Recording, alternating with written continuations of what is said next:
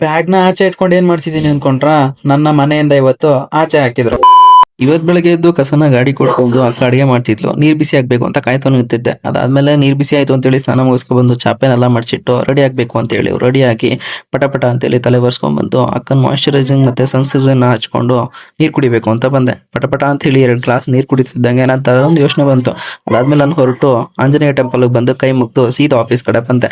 ಏನ್ ಯೋಚನೆ ಅಂತೀರಾ? ನಿನ್ನೆ ಡೌನ್ಲೋಡ್ ಇಟ್ಟಿರೋ ಡಾಟಾ ಡೌನ್ಲೋಡ್ ಆಗಿದೆಯೋ ಇಲ್ವೋ ಅನ್ನೋ ಯೋಚನೆ ಇತ್ತು. ಅದಾದ್ಮೇಲೆ ಅದನ್ನ ನೋಡಿದಾಗ ಮತ್ತೆ ಡೌನ್ಲೋಡ್ ಕೊಡ್ಬೇಕಿತ್ತು ಅಂತೇಳಿ ಅದನ್ನ ಡೌನ್ಲೋಡ್ ಇಟ್ಟು ನಾನ್ ಸೀದಾ ತಿಂಡಿಗೆ ಬಂದೆ. ತಿಂಡಿ ತಿನ್ಕೊಂಡು ಮತ್ತೆ ಡೌನ್ಲೋಡ್ ಆಗಿದೆಯೋ ಇಲ್ವೋ ಅಂತ ಚೆಕ್ ಮಾಡ್ಕೊಂಡು ನಾನ್ ಬಂದಿದ್ದೆ ಒಂದ್ ಚಿಕ್ಕ ಗೇಮ್ ಆಡೋಣ ಅಂತ ಹೇಳಿ. ಹೊಡೆದಿರೋ ಅಷ್ಟು ಟಾರ್ಗೆಟ್ 98ಗೆ ರೀಚ್ ಆಗಿತ್ತು. ನನ್ ಗುರಿ ಮೇಲೆ ನನಗೆ ಖುಷಿ ಪಡ್ತಾ ನಾನು ಅಲ್ಲಿಂದ ಒಂದ್ ಸಣ್ಣ ಕೆಲಸ ಮಾಡ್ಬೇಕು ಅಂತ ಹೇಳಿ ಕೆಲಸ ಮಾಡ್ತಾ ಕುತ್ಕೊಂಡೆ. ಅಷ್ಟ್ರಲ್ಲಿ ಟೈಮ್ ಆಯ್ತು ಅಂತೇಳಿ ಅಲ್ಲಿಂದ ಎದ್ದು ಮನೆಗ್ ಬಂದ್ ನೋಡಿದ್ರೆ ಅಕ್ಕೋರಿಬ್ರು ಬೀಗ ಹಾಕೊಂಡು ಆಚೆ ಹೋಗಿದ್ರು. ನಾನು ಅವ್ರು ಬರೋವರೆಗೂ ಆಚೆನೆ ಕಾಯ್ಕೊಂಡು ನಿಂತಿದ್ದೆ. ಅದಾದ್ಮೇಲೆ ಅಕ್ಕ ಬಂದ್ಲು ಅಂತೇಳಿ ಅಕ್ಕನ ಕರ್ಕೊಂಡು ನಾನು ಸೀದಾ ಹೋಗಿದ್ದೆ ಫಿಶ್ ತರೋದಕ್ಕೆ. ನನ್ಗೆ ವೆಚ್ಚು, ಅವ್ರಿಗೆ ಎಗ್ ಬುರ್ಜಿ ಮತ್ತೆ ಫಿಶ್ ಇತ್ತು.